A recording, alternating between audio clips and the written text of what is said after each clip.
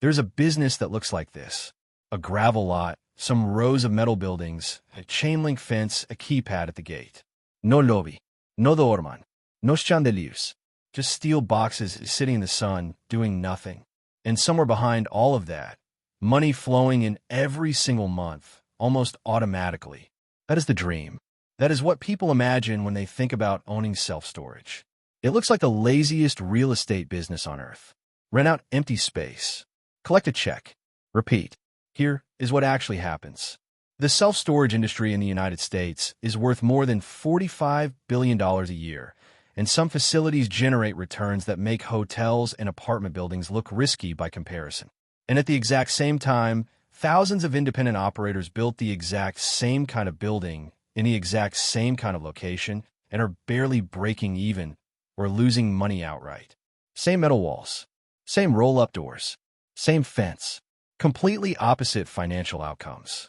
Today, we are going inside the real economics of one of the most quietly profitable and most misunderstood businesses in America. Before we talk about money, you need to understand what you're actually buying into. Most people assume a storage facility is just a building that sits there. You build it once, and then it prints money forever with almost no work. That is not how it works. A storage facility is a pricing machine disguised as a warehouse. The buildings themselves are almost identical from one operator to the next. Steel frame, concrete slab, roll-up doors, maybe some climate control. What separates a facility earning a healthy profit from one barely surviving has almost nothing to do with the building. It has to do with how aggressively and how intelligently that operator manages price, and that single fact is the thread that runs through this entire business. Let's start at the very beginning, before a single customer ever rents a unit. A single-story, non-climate controlled facility costs somewhere between $25 and $70 per square foot to build, not including land. Multi-story runs closer to $90 to $120. Add climate control, and you are paying another $20 to $40 per square foot on top of that for the insulation, the HVAC, and the dehumidifiers that keep furniture and electronics from rotting in humidity. So a 100,000 square foot multi-story climate control facility in a major metro area runs somewhere between $9 million and $16 million before land, before permits, before a single tenant has moved in a single box. Land alone can absorb a significant share of that, since storage needs visibility and easy vehicle access, which means main roads, which means expensive dirt.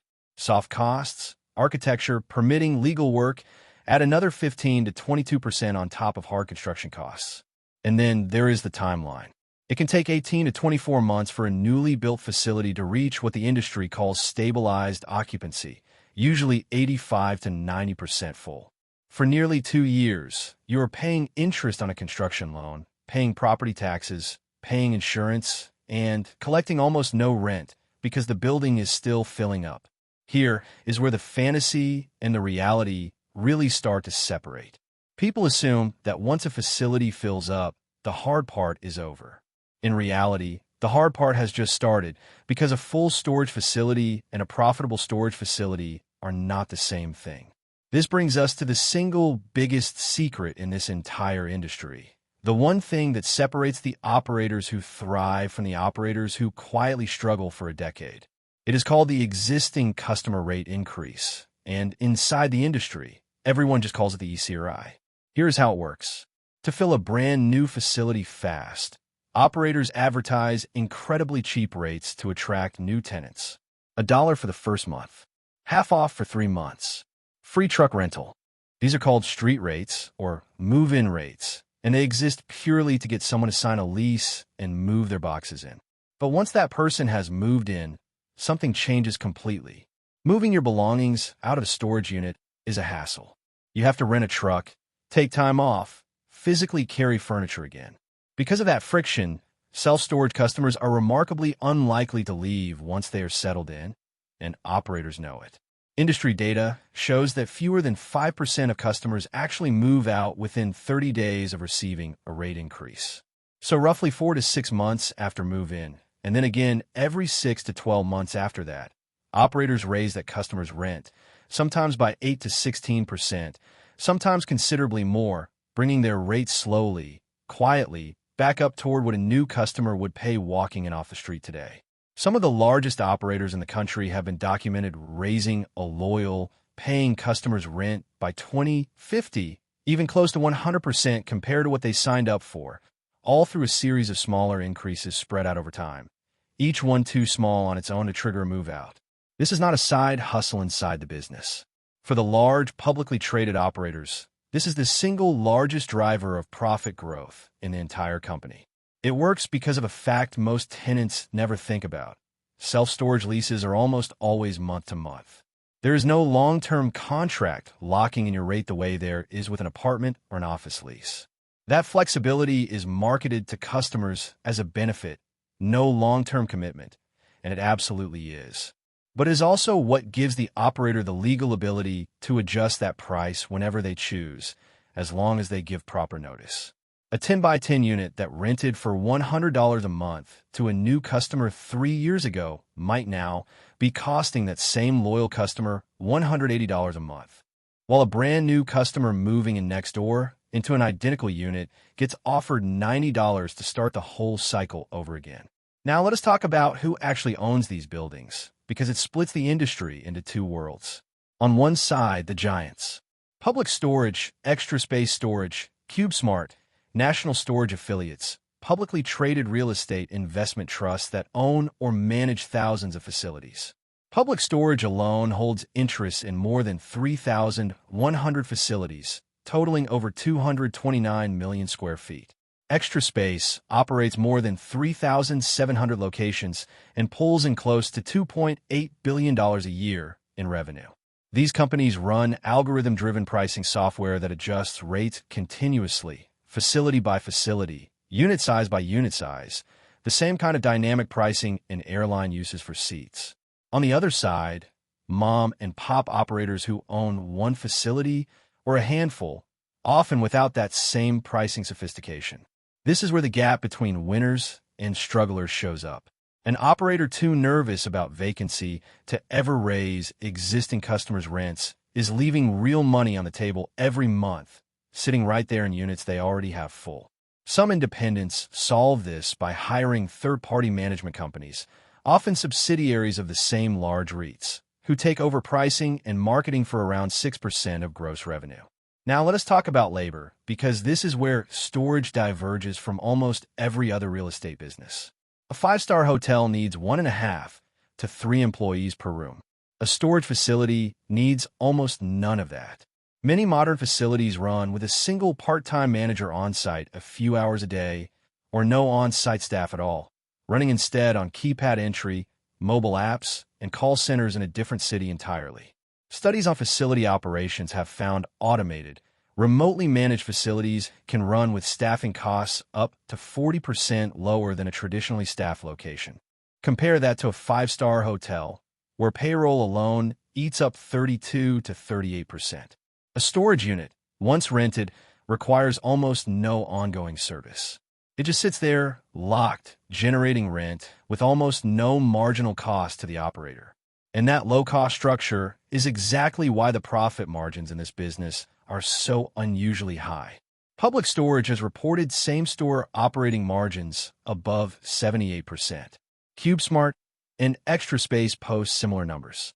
To put that in perspective, a 5-star hotel is thrilled with an operating margin in the 25 to 35% range, after accounting for the debt service. Self-storage, structurally, keeps 70 to 80 cents of every incremental rent dollar, which is part of why Wall Street has fallen in love with this asset class over the past 2 decades. Here is something that genuinely surprises people who think self-storage is passive. There is real ancillary revenue underneath the base rent. Tenant insurance is the biggest piece. When you rent a unit, you are almost always required to either prove you have coverage or buy a protection plan from the facility itself, typically $10 to $25 a month. That plan is often reinsured through a subsidiary the storage company owns, so the operator keeps most of the premium as pure profit, since actual claims are rare across a huge pool of tenants. Add locks, boxes, Truck rental commissions and late fees and ancillary revenue typically adds another 12 to 18% on top of base rent, almost all of it high margin. Now let us talk about the part of this business reality television turned into entertainment and got almost completely wrong. The storage auction. When a tenant stops paying, the facility cannot just throw their belongings out. Every state has lien laws governing what happens next, and it is slow. A late notice, then after 30 to 90 days of non-payment, formal lien status, then public notice of sale, often published for a set number of days before an auction can legally happen. Only after all of that can the facility sell the contents to the highest bidder to recover what is owed. Here is the truth the shows leave out. These auctions almost never make the facility rich and rarely make the buyer rich either. Lien sale proceeds typically do not even cover the full unpaid balance, meaning the facility is usually still losing money on that tenant even after the sale. The whole system exists to recover a space and cut losses, not as a profit center and definitely not as the treasure hunt reality television sells. For every viral video of someone finding a rare guitar, there are thousands of units full of ordinary furniture that barely covers the auctioneer's time. Here is a fact that works in the opposite direction from almost every other real estate business. Perishability. A hotel room empty tonight is gone forever. A storage unit does not work that way. If it sits empty this month, it can still rent next month, so the revenue is delayed, not destroyed. That is part of why self-storage is often described as recession-resistant. People do not stop needing storage during a downturn, and downsizing, divorces, and relocations tend to push more people into it. But that does not mean it is risk-free. The biggest recent threat came not from a recession, but from too much success. Because storage is cheap and fast to build, and investors poured money into the sector during the pandemic boom, developers overbuilt. More than 55 million square feet of new space was delivered in a single recent year alone. Where supply outran demand, operators competed fiercely for a shrinking pool of new tenants, pushing move-in rates down by more than 30% from pandemic-era peaks in some markets. That is the flip side of the ECRI strategy. It only works with a steady stream of new customers signing up at attractive rates. When a market gets oversaturated, that pipeline slows and the whole engine strains. Let's put real numbers around this, start to finish. A 60,000 square foot single-story facility built at $60 a square foot, so $3.6 million plus $800,000 for land, is a $4.4 million project. You borrow $3 million at 7%, around $210,000 a year in debt service before anything else happens. At 88% stabilized occupancy, with rent around $1.20 per square foot, that is roughly $760,000 in gross rental revenue. Add ancillary income at 15%, and total revenue climbs to about $875,000. Operating expenses at 35% of revenue leave net operating income of about $569,000. Subtract the $210,000 in debt service, and you are left with roughly $359,000 in annual cash flow on a $4.4 million investment. A cash-on-cash return north of 8% on a business that needs almost no one physically showing up to run it. Now run the weak scenario. Two competitors open down the road. Occupancy drops to 70%. Revenue slides to around $650,000.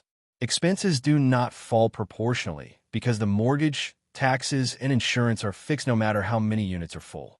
Net operating income compresses hard. The difference between those two outcomes is not luck. It is whether the operator understood, from year one, that self-storage was never really a real estate business. It is a pricing business built out of steel and concrete. And that is the real secret behind every storage facility you have ever driven past without a second thought. Behind that quiet gravel lot, behind those identical roll-up doors, sits one of the most disciplined, algorithm-driven pricing operations in all of commercial real estate, quietly deciding, unit by unit, month by month, exactly how much your loyalty is worth.